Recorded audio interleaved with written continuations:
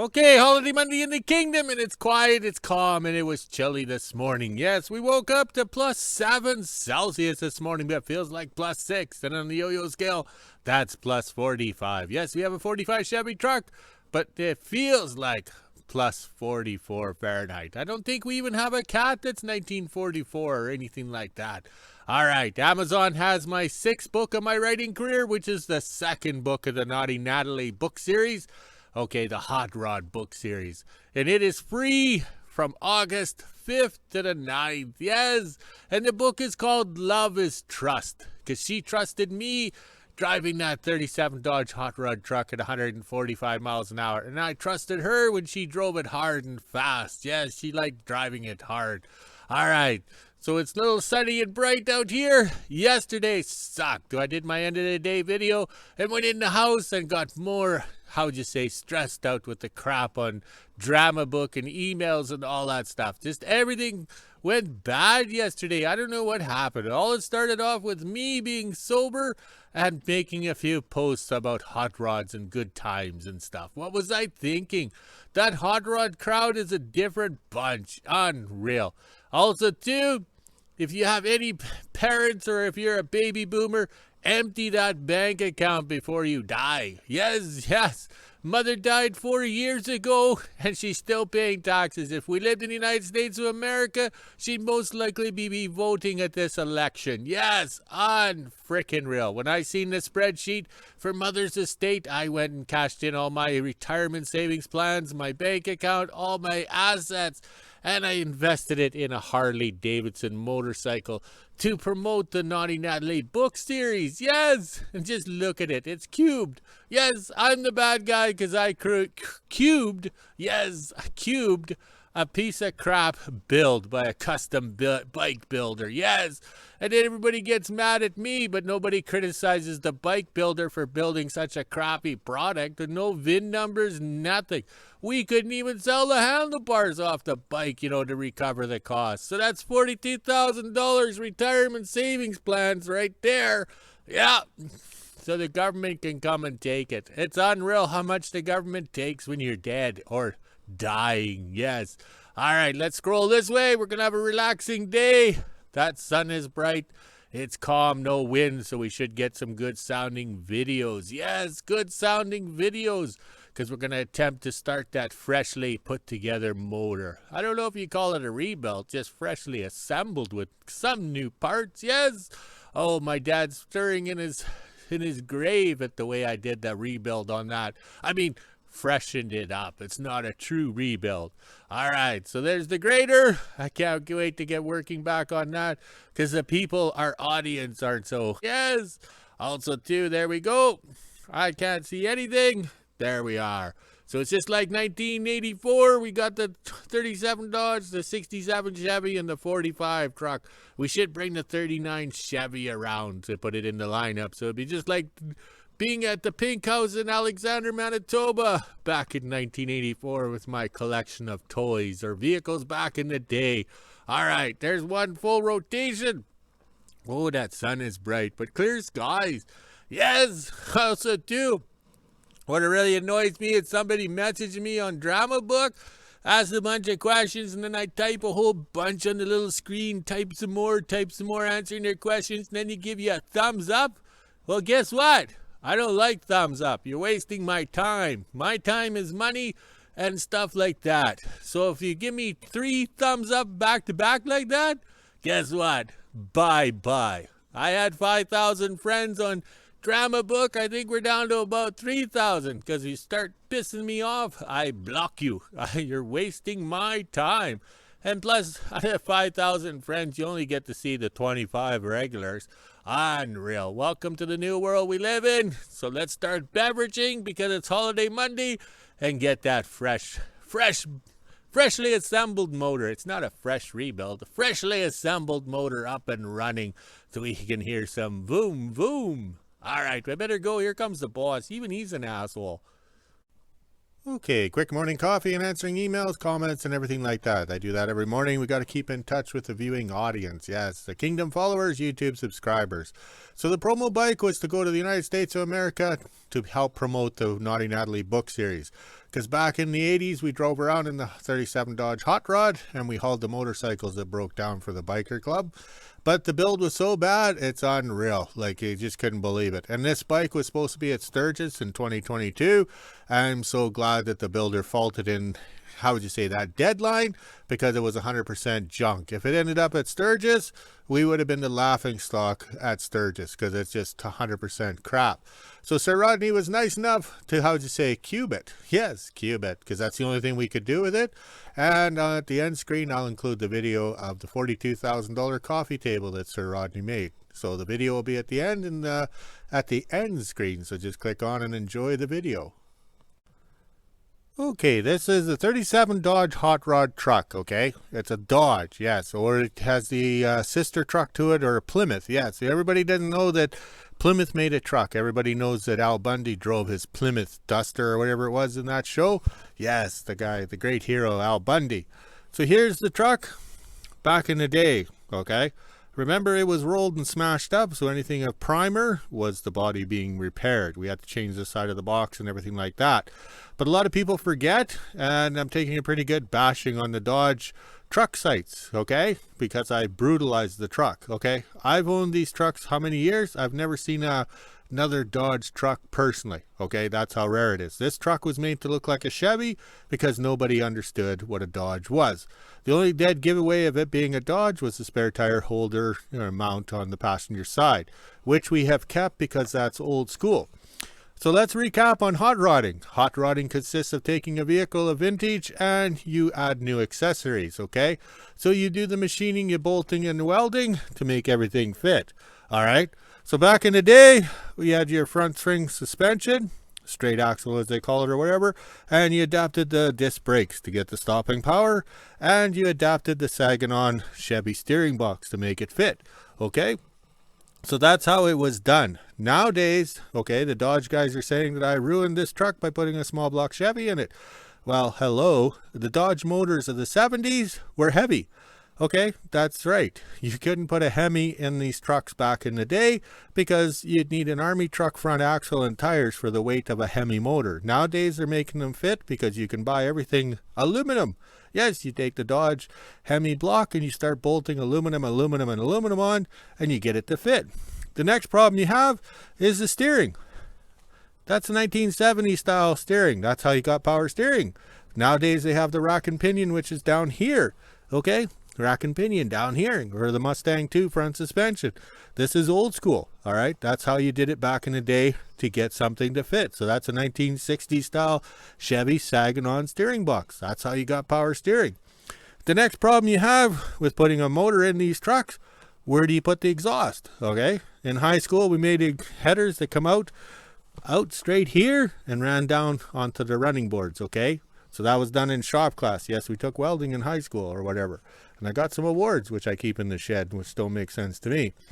But nowadays, with modern technology, laser cuts and TIG welding and machine welding, you can buy a complete exhaust system to bolt onto these new style motors shoved in a small area. Okay?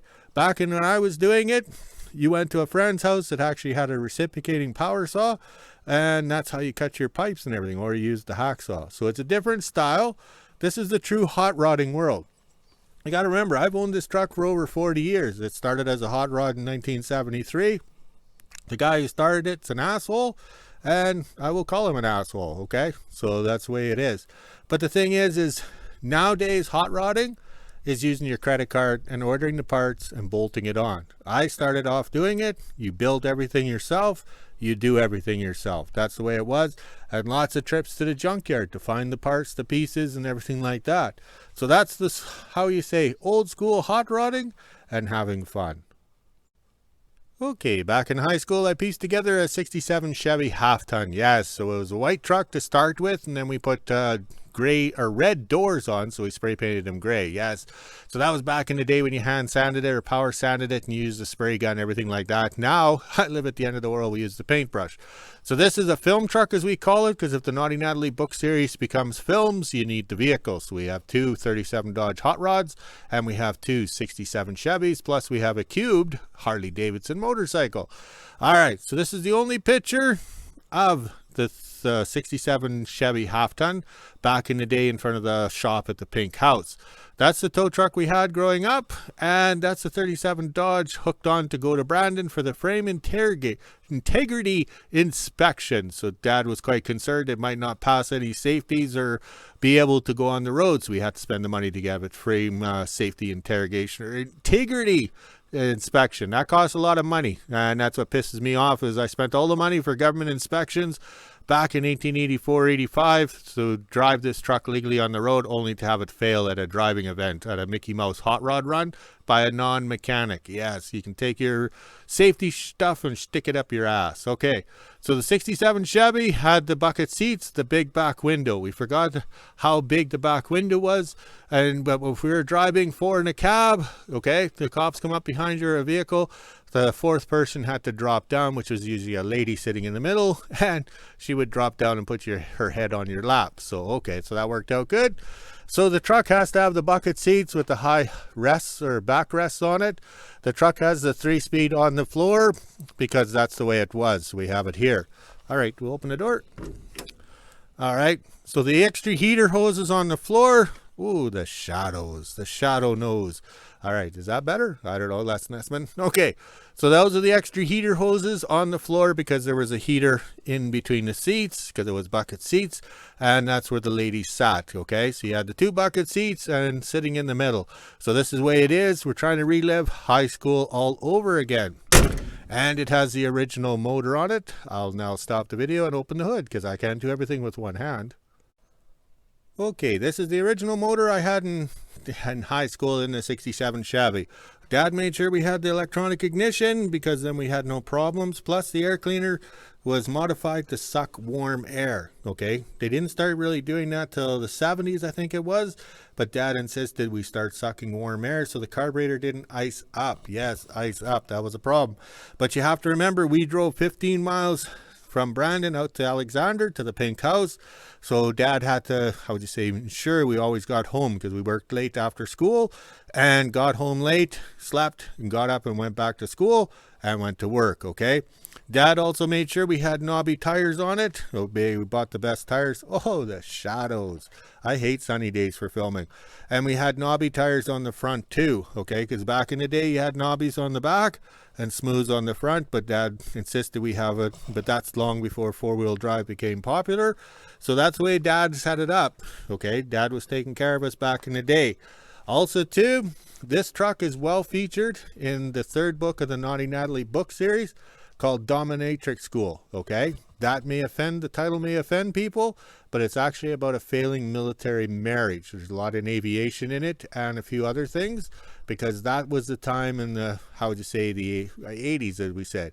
So this truck was driven to basically the winter of 85, and it tells about driving it on the prairies, being cold and that heater, and the joys of traveling between Winnipeg and Brandon on the Trans-Canada Highway. Now, with snowstorms or any little wind and snow blowing, they closed the highway, but back then we were back and forth. Okay, the second book in the Naughty Natalie series is Love is Trust. That's basically the summer of 1985 when we were having fun with the 37 Dodge. The thing is, the truck was built to drive, okay? We'd run to Edmonton on the weekend, you know, to grab a combine tire rim or whatever. The thing was built for speed and for highway cruising. The gear ratio in the back end, I think it was 282 or something. This truck would not lay rubber. You couldn't dump the clutch and get the tires to chirp, as you'd say. But with the fuel tanks down nice and low and fuel capacity, we could travel. So we were known for, how would you say, getting things done. So I think it was July long weekend or some weekend, okay? And Nani Natalie and I ended up in British Columbia. We went to Calgary, and then we ended up in BC, Golden, BC. We just started driving, and that was it. And then in August, long weekend, we went to Fargo, North Dakota to watch the airplanes take off, because the United States Air Force has a bomber base there, so to see the big airplanes. So basically, this truck was built and designed for traveling, not for, how would you say, racing streets or anything like that. But we had fun in 85, and those were good times. All right, back to regular schedule programming. Let's get this engine, or what am I calling it, an engine? It's not a train locomotive. All right, let's get this motor up and going. Yes, I'm Canadian. It's a motor. Yes, it's a motor. So let's get this freshly assembled motor up and running. We're not working on train engines. We're working on motors. Okay, the first thing we did this morning was put oil in the transmission and bag the tail shaft, because we don't have a dry shaft for it. So if you don't bag the tail shaft, the oil all leaks out. Trust me, I know. So now we put oil in here, and we got the dipstick in. Yes, here we are, not very organized or talented. But to get the dipstick in, we slid a wrench down and gave it some love taps to get it in the hole. Yes, hopefully I got it in the right place for the exhaust. All right, we hooked up a temperature gauge and the oil pressure gauge. Everything is temporary here. Oh, the shadows. And we have the drill set up. Look at that. And this here is for priming the oil, and there's no gear on the bottom because we'd be turning on the crankshaft or the camshaft. We don't want that. We just want the oil pump to go. So what we do is we run it a bit and let it go, how would you say, seep down. If you were old school, you'd have a set of valve covers like this cut out so you could watch and adjust the valve train, okay? But all I'm doing is popping the oil plug out. That says oil, or 710. If you're blonde. Oh, those jokes, yes. Okay, so I can see the oil movement there. Plus we have good oil pressure here. So the whole idea is to get oil, and then we can put a distributor in and see what happens, okay? So we'll be able to crank it over. We'll have to find a radiator, a water pump, and a few other minor details. But that's okay, because we have lots of beer, and it is a holiday Monday.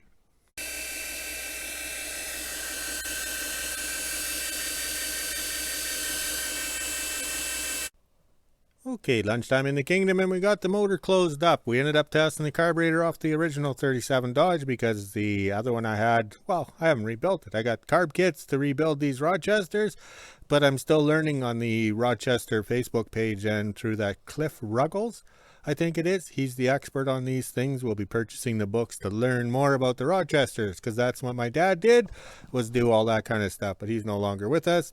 We tossed in a used distributor, or HEI, because the 3 brand new ones I got are sitting on the shelf and they're written on their junk. Work a bit and then they quit, so we'll worry about that later. We got the fuel pump on. So now we can officially crank it over. We want to be able to crank it over and then walk away from it or work on other items, crank it over, work on it and stuff like that. You don't want to crank it over, start and get going. You want everything to flow. Yes. And the main thing was we had it timed to number 1. That's number 1, and it's number 1. So hopefully it will start when we get it cranking over with some gasoline. All right, let's go burn some lunch and get back at her. Okay, 7 o'clock, and we did everything twice today. Yes, we put a water pump on, it leaked. I didn't want to use the new water pump, but I ended up using it anyways. Okay, so we did that. Then the used fuel pump that worked last time or whatever didn't work, so we had to put the new fuel pump on. So we basically have no inventory whatsoever. All right, so then I had a used alternator. I wanted to put it on, but it didn't have the bracketry on the back, so we had to get out the spare brand new alternator. Okay. So we cranked it over. Also, too, we were using the original rad cradle and everything from the 37 Dodge from 1984. And we're putting all the rad hoses that come wrong. Yes, come wrong. So they're fitting on here. And same as the pulleys on the bottom. So that's what we did. So we played around. So, all right. And then we got, when they got the fuel pump to pump the carburetor, we grabbed off the original 37 Dodge. Just was like the Titanic. It just sent the fuel right through. Plus, you have to remember these fuel pumps, there's lots of problems with the new style fuel pumps, or the ones made today. So lots of problems. So we ended up taking the carburetor off the 46 Chevy truck. It's in the shop because we know it can handle the fuel pressure of the new fuel pumps. Oh, I got the burps. I just had peanuts. All right, so then we get it cranked over and running. And back here, it leaked like a sieve. The Mickey Mouse gaskets that I reused didn't hold out. So we had to stop everything, take the intake off, and put the proper Flex Pro gaskets all in. Yes. So we got it up and running. So we're very pleased. Yes. Now we're going to pop the valve covers off and set the lifters, because we just did a guesstimation in the hose shack there when it was on the engine stand. Now that it's cranking over and running, it's kind of working. All right, so let's get this done, and we can call it a day, because I've worked hard today. Yes, doing everything twice. It should be two for Tuesdays, I guess it would be, but it's Monday. Yes, it is Monday. That's why we have to do everything twice. Okay, insert video of the motor running with the valves adjusted, so it's running a lot better.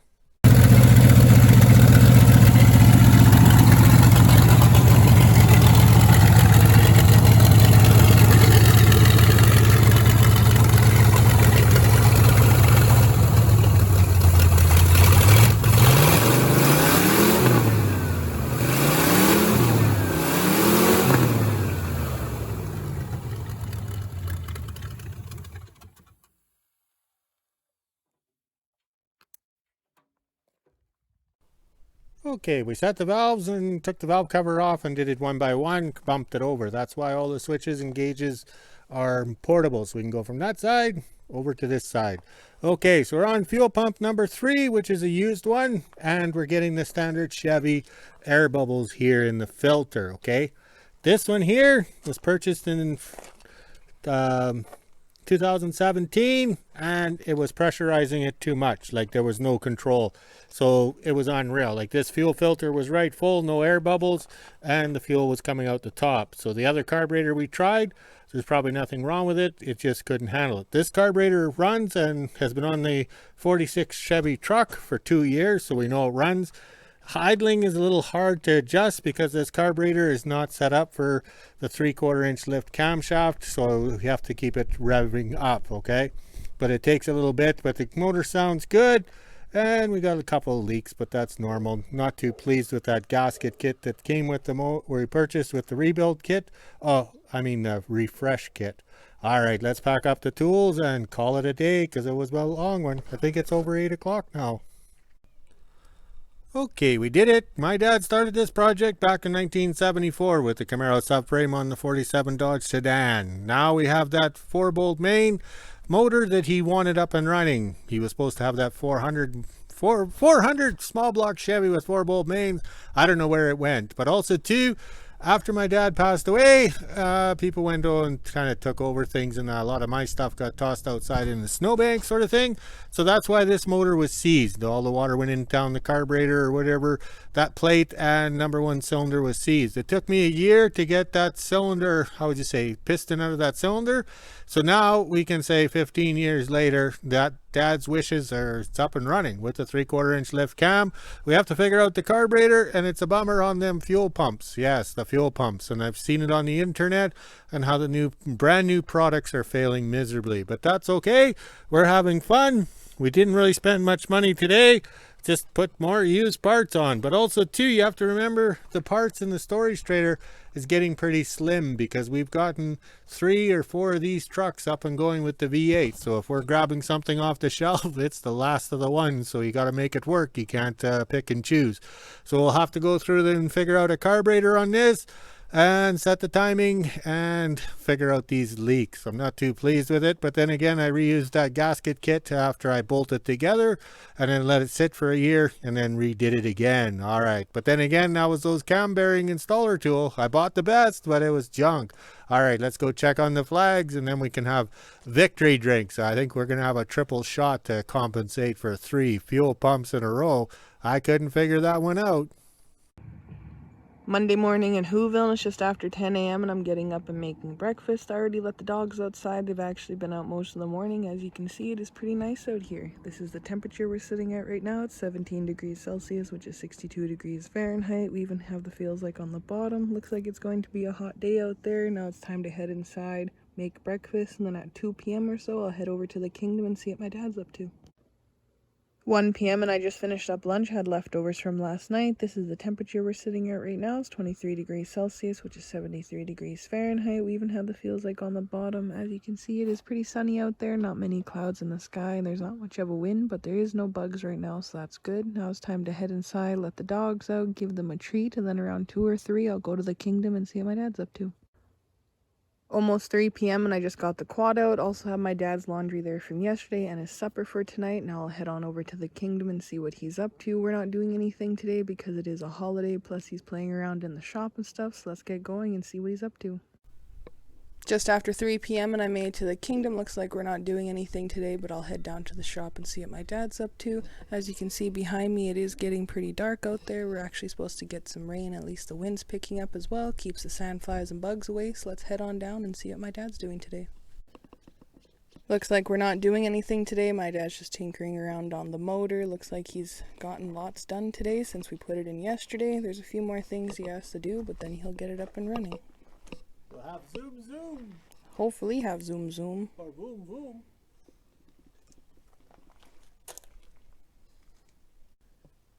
Almost 3:30 and I'm officially done in the kingdom, so I'll head inside, grab my dog treats, and go back to WHO-ville and do the weather around 5 or so. As you can hear from my voice, my wisdom teeth are acting up today because the weather's going to change. It's supposed to actually start raining here tonight or tomorrow. Just after 4 p.m. and this is the temperature we're sitting at right now. It's 23 degrees Celsius, which is 73 degrees Fahrenheit. We even have the feels like on the bottom. It is starting to get cloudy out there, as you can see, and the wind is picking up, plus the bugs are coming out now, so that's a sign that it might rain later on. Now it's time to head inside, let the dogs back in, and I'm going to lay down for a bit because my wisdom teeth are pretty sore, and end my day. Okay, end of a perfect August long weekend. We've set our sights on that 400 or that 350 small block 4-bolt mains, and it's done. We have some forest fire smoke rolling in. We have a beautiful sunset. What a perfect weekend. It would have been a nice weekend to go to the cabin, fish, and do the, how'd you say, the American dream. But the boss is an asshole. We got to keep working. All right, look at the flags. They're in their natural state of being limp. Oh, these lips can taste that beverage now. Let's go have some victory drinks, and all the YouTube viewers, YouTube viewers and Kingdom followers, have a drink too, and remember my dad. Talk to you guys later.